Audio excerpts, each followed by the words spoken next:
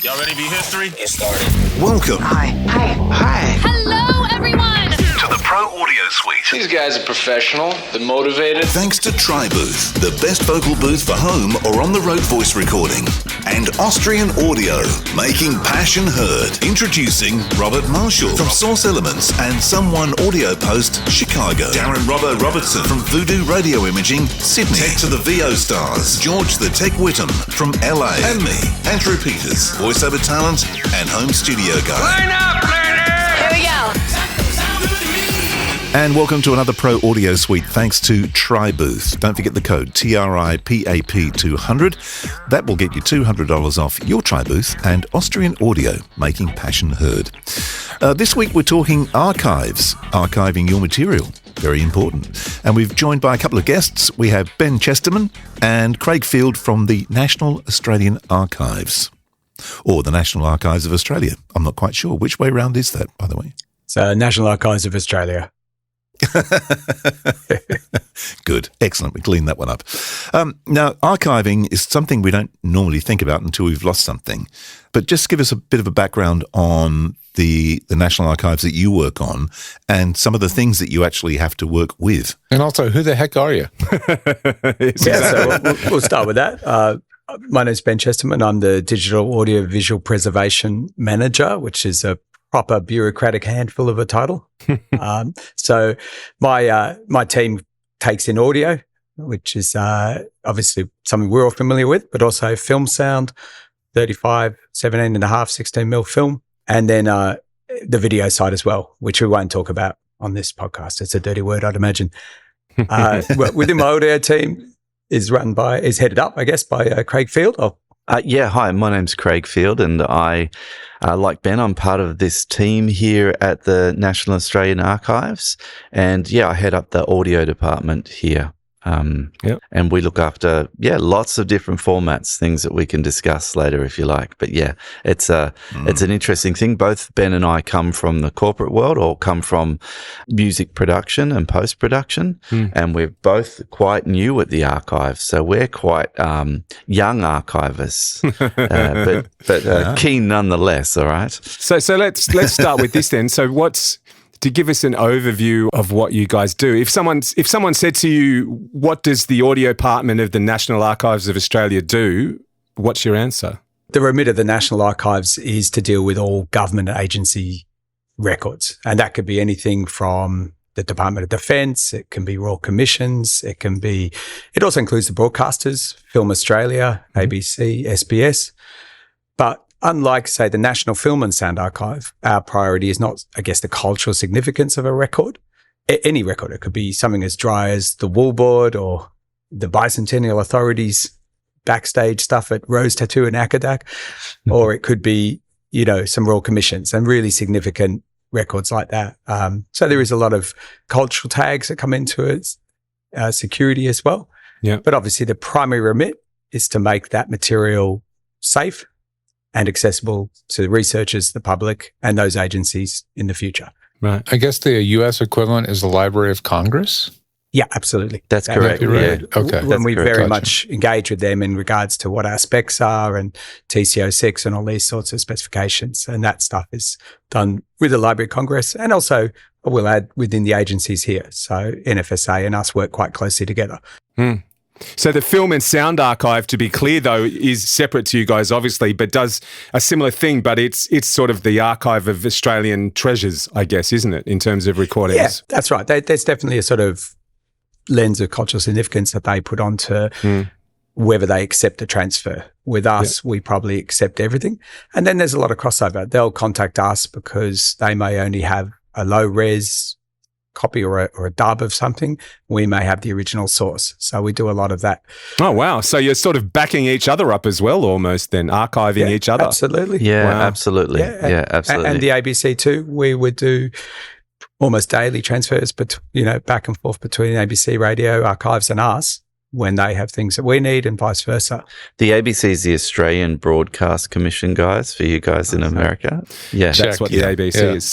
So let's go through the process then. If something comes in to you guys, how do you sleep soundly at night knowing that it's securely archived then? What's the process? What happens? So I guess on the physical side, you'd start with a transfers team. So they would engage with the agency to make sure that's packed properly and all the rest of it. Obviously, the first part of it is getting the material to our repository safely. Mm-hmm. Then everything is stored in the proper conditions, depending on that format. And there are vaults here in Sydney as well as in Canberra, probably the largest one in Canberra. And depending on those formats, so film sound needs to be dealt with much colder temperatures generally than, say, an optical format like CD. So that's part of it. And then also there's an accessioning, they call, within the archive. That's where a team will sit down with the paperwork or the files that come from the agency and record that in our database so that we actually describe that record, as it's called, and make sure that that's accurate. Then in terms of what we do digitizing, I'll hand over to Craig for that side of thing and treatment and so on. Well, again, I guess the first thing we do is have a look at the format and see what there is. There's a wealth of knowledge here at the archive, as you can imagine. There's a lot of people like Ben and myself who've had pretty extensive professional careers and find themselves at the archives. In my second week here, someone who's been here a long time put his hand on my shoulder and said, "Don't worry, son. Everything old ends up at the archive."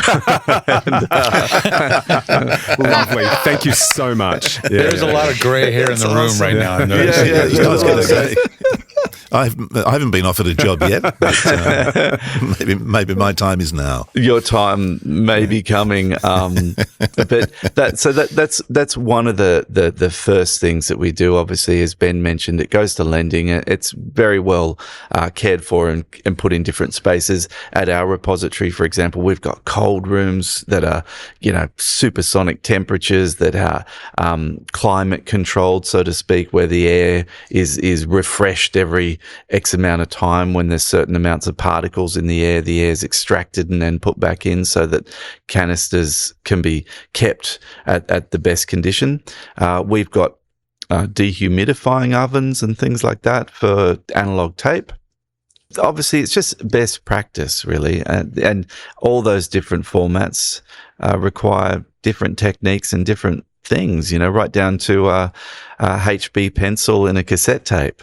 So some of it's preserving the actual original format in the earliest, most original format possible physically for as long as possible. And then the part of it is transferring this to a medium that can be replayed over and over. Yeah, absolutely. Some things can't be shared from our particular archive, the National Archives. Some things are kept for under government policy, and some things are available for public research and public access. But ultimately, what we try to do is, and again, I'm quite new at the archive, but it is a complete surrogate copy of the content, as pristine as humanly possible. And that obviously, say, in the if we're talking a 1/4-inch tape that's 40 years old, that can require a fair bit of care and understanding about what the format is and preparation before you do the recording, because you might only have one shot of it. So you may... That's right. One shot. So one take. One shot. Which is when we were talking earlier about DSD and things like that and no editing, I was always that really motivated me professionally as an engineer, that you got one shot at this, man. You have got to get everything set up, get it right, get it done. Why is that? Because a lot of people listening may not understand that the process of, we call it baking the tapes here in the US, but why is it you get one shot at that? Is it because after the tape is baked and then it is played, it falls apart? Something like that? Not necessarily. In fact, if you don't bake it, it'll fall apart. More possibly, I think. Yeah, that is right. So the baking is to sort of try and minimize the shedding, but you will get some. But the baking does affect the emulsion, so you are wanting to try and it digitize well on your first pass. You have a window, I guess. Yeah. Right. Do you know what we found that works great for baking? Do you remember I mean, they're even perfectly sized like the reels. So do you remember back in the day, they used to have these like, get all your bananas and slice them and slice your strawberries and then you dehydrate Food them. dehydrators. Mm-hmm. Yeah. And really you're dehydrating the tape, and that works better than tossing it in the oven at 150 degrees, I think. But what do you guys do as far as baking tape? They've got a microwave downstairs. They just throw it in 5 seconds, right? It's in the kitchen. That's right. I don't know about rust in a microwave. Yeah. Look, technically, don't use the term baking, okay? Because it's the dirty word in archives. Because the last thing you want to do is have a baked tape. Well, but when you're recording to tape, we call it baked. It's baked in once you've recorded it to tape. So it's kind of baked. You certainly can have. It is. But and most of the people in the studio are baked. That's another. I know about that. That's a given. But when you're getting there, you don't want to bake that tape. Okay, you do want to dehumidify it, and obviously dehydrolyze. I think is the term they use. Dehydrolyze, and as Ben stated, the what they've found, and it was the Library of Congress that came up with some of the disciplines that they use in these ovens. They used to use a process where the ovens were set to 38 degrees, and they would put a tape, 2-inch, 1/4-inch, 1-inch. They would put in there for 4 days, and they used that standard for many, many years. And it's only recently, after extensive tests, that they've now changed that temperature to a standard of about 48 degrees and a constant, and they give it 48 hours in there. And they have found that helps the emulsion, pretty much just rejoin the tape so that it's solid, so that you can play it back. Because after a period of time, there was a lubricant that was commercially applied within the manufacture of the tape, and that lubricant, amongst other chemicals, slowly starts to break up and causes the emulsion that's on the top of the tape that we would magnetize to lift and shed and break up, and the warmth and the constant warmth and that constant temperature helps that emulsion just join back to the back of the tape and can give you a chance of. So it's still only one pass, though, by the sounds of it. It's not necessarily one pass. I mean, after you bake it, it's been through trauma, but it's not necessarily completely dead. But every playback, I mean, technically every playback of a tape is wearing off. It's right. Friction. That's right. It's like a record. No, you're right, Robert. It's not always one pass, but generally the archival way is to try and get a single pass in, so you're not doing edits and anything like that. But I would add to that the ovens that are used by us and vendors. I should add there's digitization vendors that do work for all the archives. Are basically scientific medical ovens, because they're required to be at those really precise low, essentially low but stable temperatures. And I have worked on a project. I won't name names, but someone had an oven that completely malfunctioned. The thermostat went up in the middle of the night. They came in the morning. They had some lovely sculptures, but not great. We're talking melted 1/4-inch reels. It was quite a sight. No. So that's when it's baking. That's when it's baking. It's literally baking. That's right. Yeah. And I would add as well that a big part of what Craig and the team do here is to evaluate the issues with that source before they even start. You might have other issues that aren't related to hydrolysis, or sticky shed syndrome, as it's often called. There's another one which known as loss of lubricant, where the actual lubricant on the tape is worn off, and then you get this quite noticeable squeaking as it goes across the reels and the capstans. So, and that's a different issue. You'll actually deal with that in a different way by using solutions drip fed onto the tape as it's heading over the heads. Wow. You can use other. What's the stuff the NFSA were starting to play with? Hydromethazone. Hydromethazone is a new product. I'd like to try some of that. Wow. That's almost like a silicon-like solution. So it sort of is used to help with that loss of lubricant. Yeah. They found that on old cassettes as well, that's worked really well. Well, I was just going to ask, you mentioned it before, has anybody come up with anything better than the HB pencil on a cassette yet? I mean, really. Look, there were originally, in the 80s, funnily enough, there were winders. They were commercially available. There were. And they're very hard to get because after we're looking down the barrel of one particular project soon that's got about 500 cassettes. And they all need analysis. They all need checking. They all need a revision, tightening, and ultimately, as Ben sort of insinuated, when we're archiving something, it needs to happen in one pass without any editing. So it needs to be one complete recording, or it stops being a legal document. It stops being a surrogate copy. So if you put a cut in there or you put an edit or you have to stop for some reason, and this includes if we're doing top secret things, if someone enters the room, that recording is no longer a legal document. Wow. And you would find that with archiving throughout the world, so that when you're doing certain things, it's just like engineering, it's the preparation and the means and the communication prior to it, and then the actual function of the recording. There's a few elements involved. No, the HB pencil's still pretty important, I think. And if anyone knows where there's a whole stash of winders, old stock from the 80s, please write to Craig at the archive. Craig, I think I do actually have one. I have a cassette repair kit. Name your price. Well, it's my birthday in July, so you can let me know. Send us a box. Yeah. You've just begged one more question for me. Given the high stakes that's going on, what has more pressure involved? Recording an orchestra or a 3-meter piano, or sitting down to dub a cassette? Oh, look, you face all of the problems, just like we did our technical problems this morning, just hooking up all of these sorts of lines. You just face them as they come as an engineer. And I think you get so used to things not working and figuring out problems that you either embrace that in your career and realize that's one of the largest parts of the career, is you plug something in. I came this morning, plugged something in, and one of my leads isn't working. Yeah. Now, it's like, come on. One of the leads, I just couldn't believe it, And so it worked yesterday.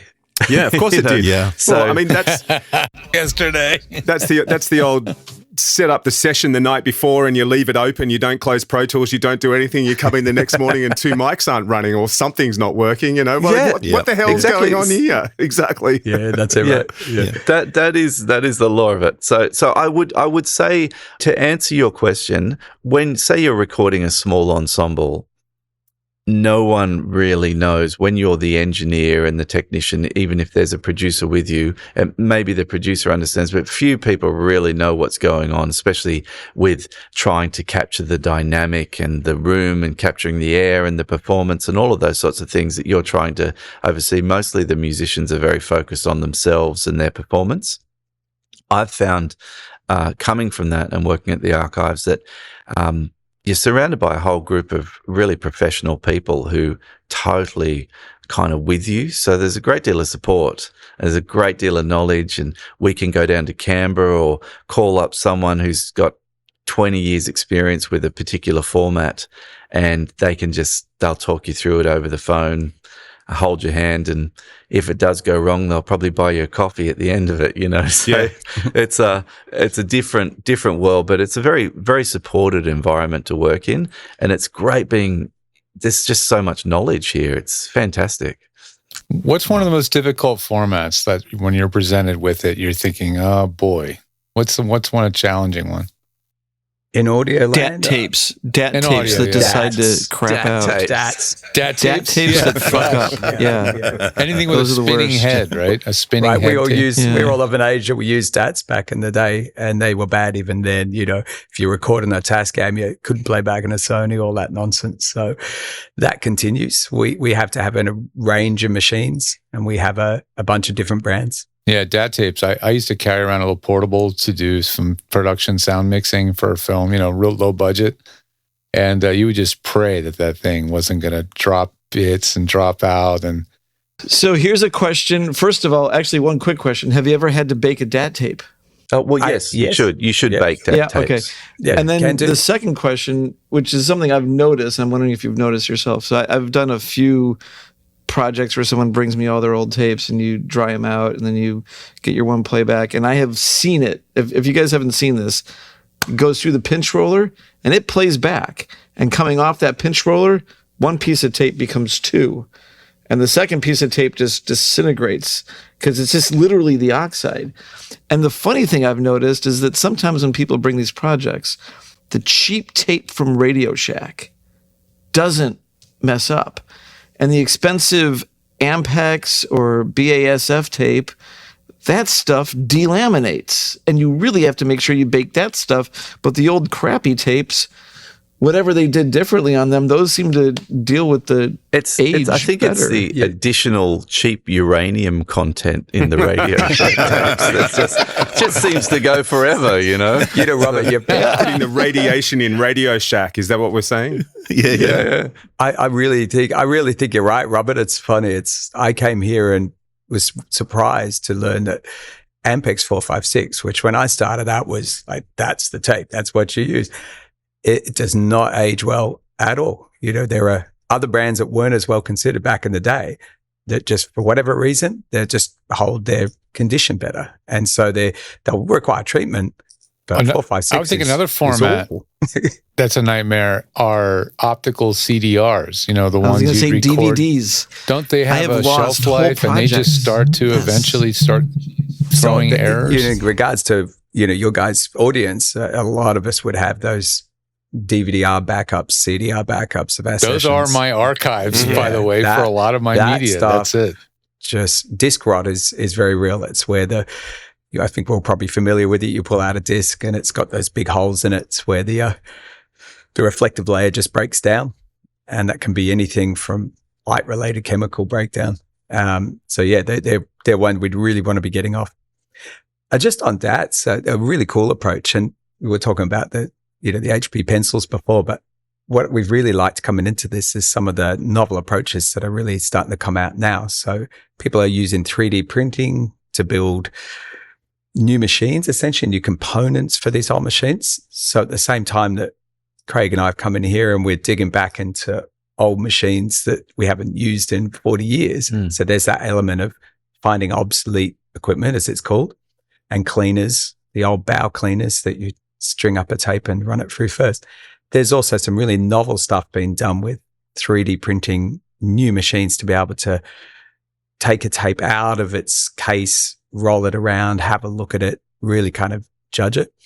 And with DATs, I've seen people using the old data DATs that we would, use to put data to in the old day. And they're actually extracting the data, the audio data from that data using a old SCSI setup.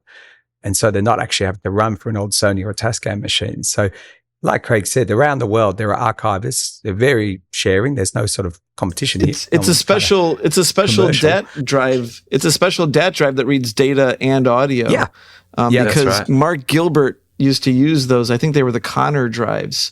And he had DAT Studio. And you could load DAT tapes in at double speed via data instead of via as audio playback. Yeah, but you had to find those special DDS. What was the DAT format? DDS3 was that? No, DDR3. DDR3 was it? Yeah. Yeah, and then you also have to find an old SCSI card and someone that can run them. So I don't think any of us want to go back to computer SCSI. that can run the software. I like to ask the audience questions that, somebody would love to ask, So what's the oldest piece of audio medium that you had to archive? A wax cylinder. Oh, We're both pretty new, but down in Canberra, we've both been down there. They have some wire recordings. They've got quite a substantial, and I can't remember the technician's name down there. Aren't wire recorders after wax cylinders though? I think wax cylinders predate wire recorders. They've got wax as well. They've got wax as well, but because of Australia being such a broad country and those wire cylinders were easy to transport, there was quite an industry here in Australia at that time. So people were sending them out to sheep stations and different places like that. They were quite robust. And when you see what happens if you take the spool, there's 2 kilometers of very fine wire on that thing. And when it comes off, badly it comes off. It looks like steel wool. It Like an shouldn't look afro. like. It's a mess. Yeah, it's terrible. You know, it's terrible. And listening to their stories of having to detangle those and put them back, they've got quite an advanced understanding of that. And their technician down in Canberra has actually gone over to university in America and lectured on it. And they've developed, just so they could get an understanding of the magnetism techniques, they've used a horn and done their own wire recordings. So they've actually recorded through old machines just so they could get a better understanding of how it was originally done, so they could also do the transfers because there's so much significant content. Now, I would say with some of the formats, what's interesting is some of the older formats, including wire recording, some of the early shellac and vinyl, they're really at very low risk because they're still functioning quite well. Yeah. And they come off and they work and sound great. And I would say the same for tape and quarter inch. If it's been stored well, and there were very good technicians back in the day when people were recording, the stuff that we get obviously comes from the national broadcaster and things. So it's really well recorded. The sound that comes off them is fantastic, even on a 40-year-old Studer. And at least compared to film, it doesn't catch on fire if you store it wrong. Yeah, that's right. Yeah. So I guess some film sounds probably a little out the scope of this podcast, but some of the guys, there's I think you've probably heard of called vinegar syndrome, where the acetate breaks down and you get a very strong smell of vinegar. And Tony Ravitchow, head film sound guy, calls them hockey pucks when they get so bad that you pull out these reels of mag and it's just a solid lump. Just solid. He will sit there. He has an old drum. He's a drummer, so he has an old drum mic stand set up with it's almost like a hairdryer with a really it's like a little hairdryer, low temperature, and then blows that onto the reel and bit by bit just pulls it Gets out. it apart. He spools it. Wow. And then he can actually get a transfer. Porno and mag we use syndrome. these big old. Wow. Yeah, it's amazing. You must really want to see what's on or hear what's on that. Yeah, totally. Well, it's our job. It's not about something we really need to hear it. It's our job. So we get given these things, and some things have been stored really quite poorly, or they've been moved around, or government departments have closed down. They've been put in boxes and stored and left to the elements, and they come to us, and it's not so much, we really want to hear it. We have to hear it. It's our job to get it off. Stashed away. We need to find what it is, and then we need to record it. And it's really exciting. It's a really, we get given the resources, we get given the support and the time to do it. And it's like archaeology. Yeah. Mm-hmm. I'm sure there's a bunch of top secret stuff along the way that you can't talk about, but is there anything that's come through that you've gone, wow, they recorded that? I recently got to listen to a fantastic Nick Cave recording that he did when he was quite young, and he was still living in Berlin, but he'd come back to Australia, and he was it was a program for the ABC that ran for a very long time, and he read from a book and also sat and played at the piano and sung. It was beautifully recorded.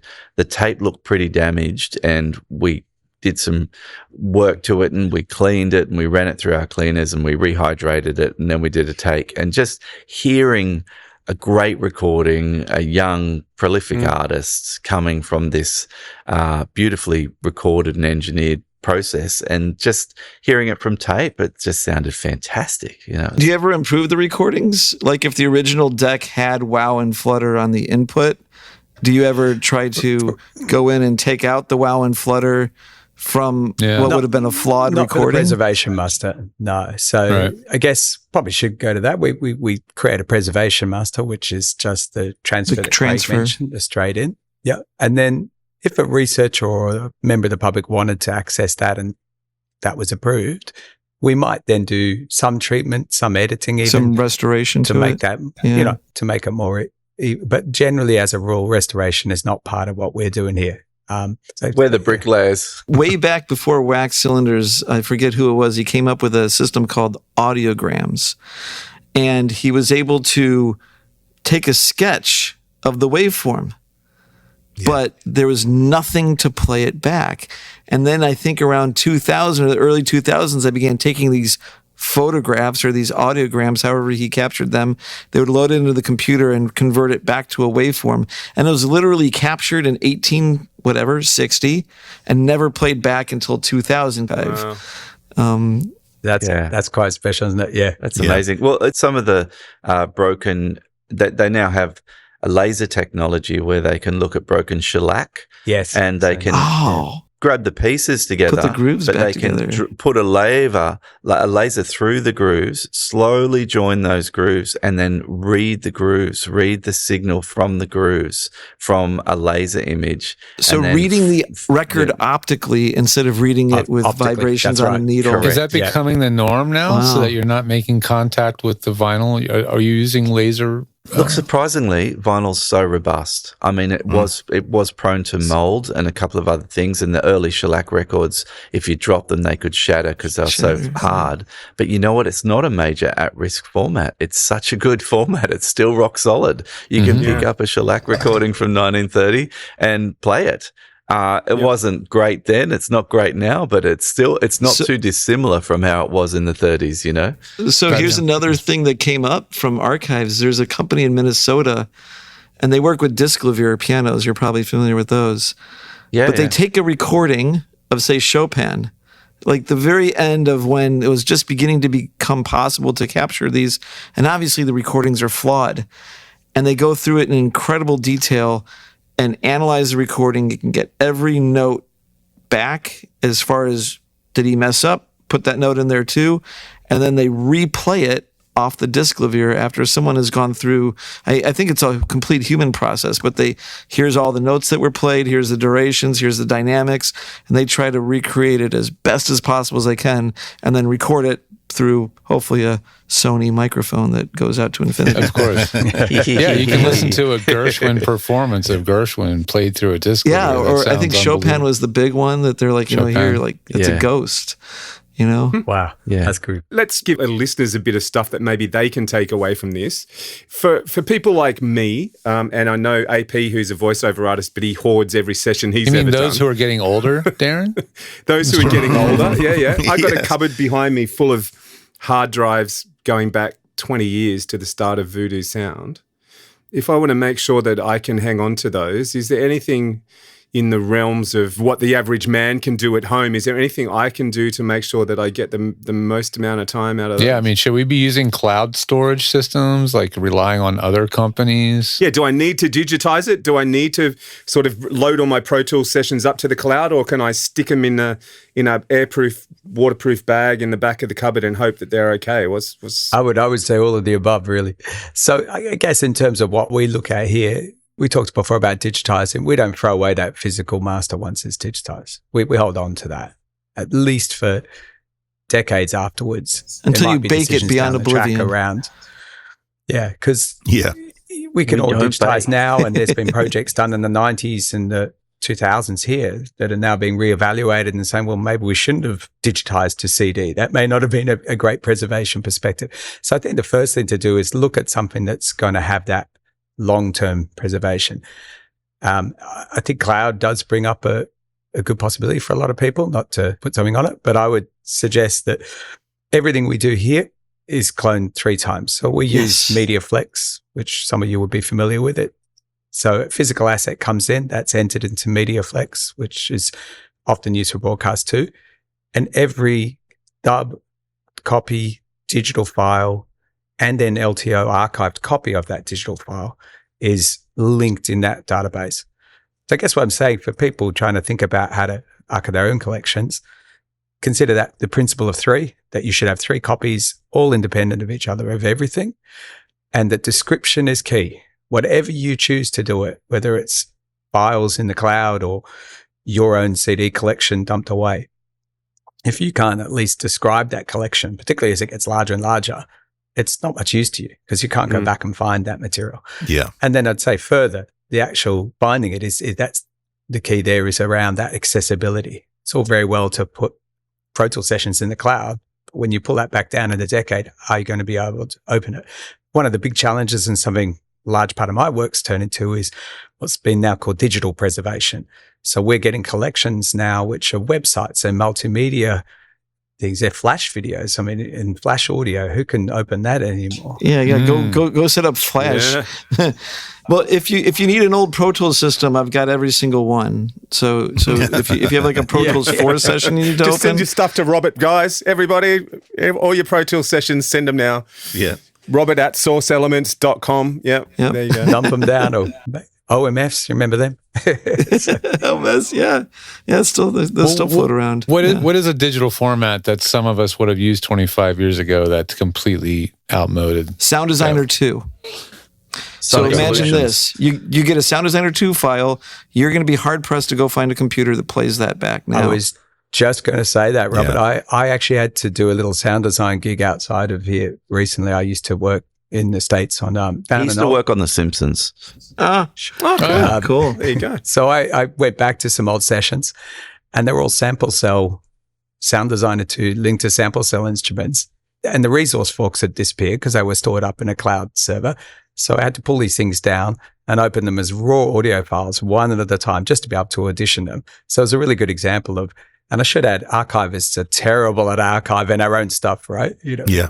I've got a lot of stuff I've kept for years and years and years from my days in radio and stuff of demos that were sent to me on cassette, interviews that are on cassette and a quarter-inch tape. And then, of course, the television, I worked at the ABC, and I didn't have a video recorder. And I said to one of the technician guys there, what should I get? Should I get a VHS or a Betamax? And you can probably guess what the answer was. Betamax. Yeah, that's the way And so I've got all these tapes of on Betamax. Yeah, but Betamax is the format that survived longer than VHS. Yeah, but you try playing it back. I've got my machine. I'm not even sure if it works anymore. I don't know who's got a Betamax machine. But in a professional context, Betamax, Beta SP, Digibeta, the whole Beta line went much farther than VHS ever did. Ultimately, people are like, who won that war? I'd say Beta did. Well, it was better quality, but everyone had a VHS. Well, we've got some wacky old audio recordings here on Betamax. You remember the PCM 1630? Yeah. Or how about the Betamax, the 14-bit F1 recordings where they put the audio onto the Betamax tape, and then you had to have the special F1 decoder because before DAT tapes, they put the audio onto the video part of the Betamax tape, essentially. Yeah.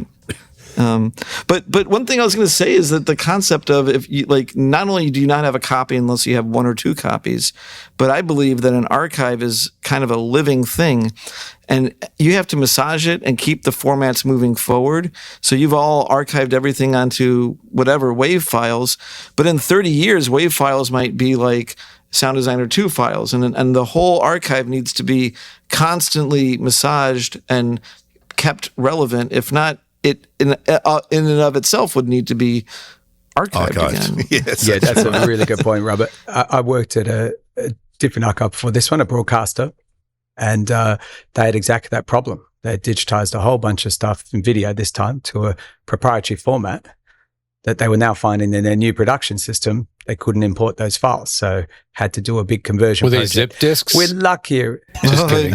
Zip disks or the Jazz drives or the SideQuest. Jazz drives. Yeah. I have a bunch of DATs that were archived, but if you don't have retrospect or Mezzo or whatever program it is that created the DAT backup, the data tape backups, it's like useless. You have the data, but what what are you going to do with it? Hey, there's another thing that's worth considering there in that space is that BWF, which is broadcast wave that we use, allows you to actually embed a lot of that metadata in the file. I think most people would be familiar with that in Wavelab, Pyramix, whatever you're using. The advantage of that is if you lose that document that has your whole library, your metadata is carried in that file. And with the archives now, that's becoming a big part of what we're thinking about. I think the takeaway of all this is we need to take all of our 2-track mixdowns and have all of them cut to vinyl.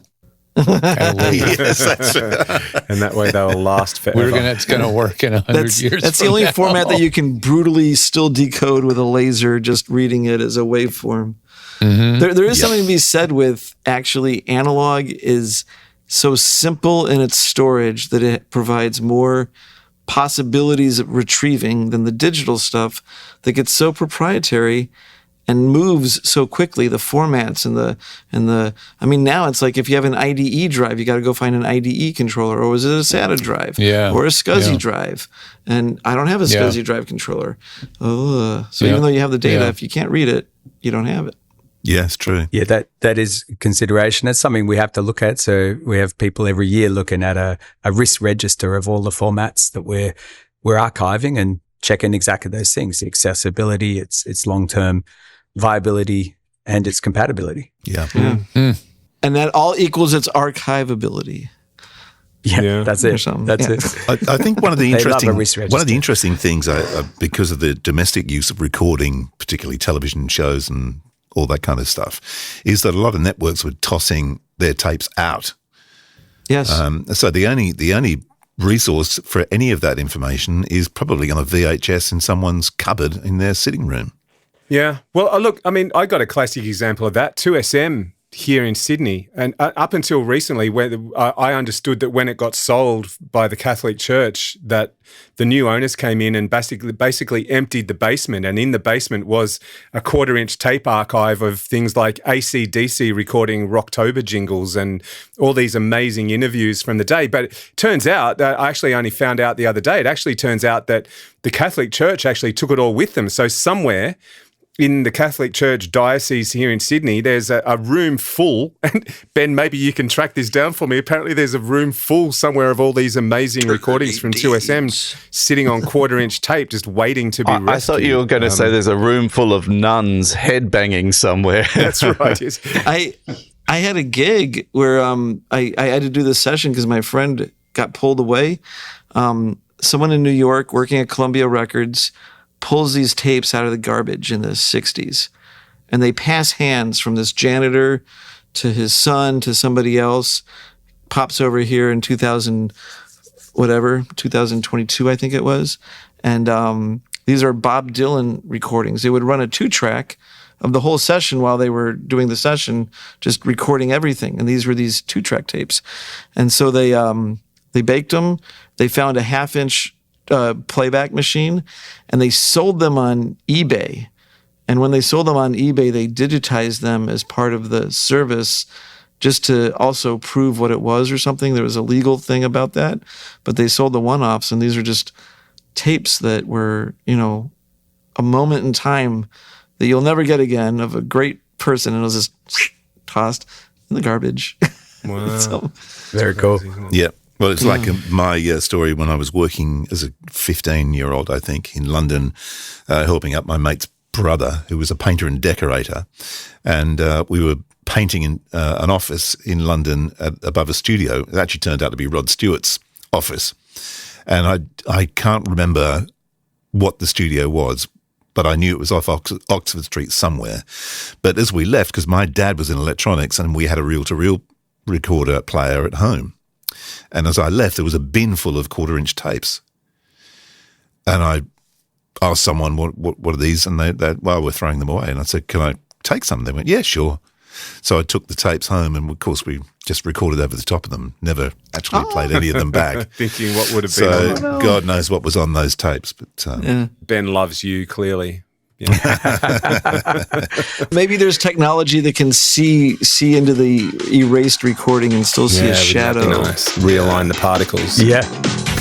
Well, that was fun. Is it over? The Pro Audio Suite, with thanks to Tribooth and Austrian Audio. Recorded using Source Connect. Edited by Andrew Peters and mixed by Voodoo Radio Imaging with tech support from George the Tech Whittam. Don't forget to subscribe to the show and join in the conversation on our Facebook group. To leave a comment, suggest a topic, or just say g'day, drop us a note at our website, theproaudiosuite.com.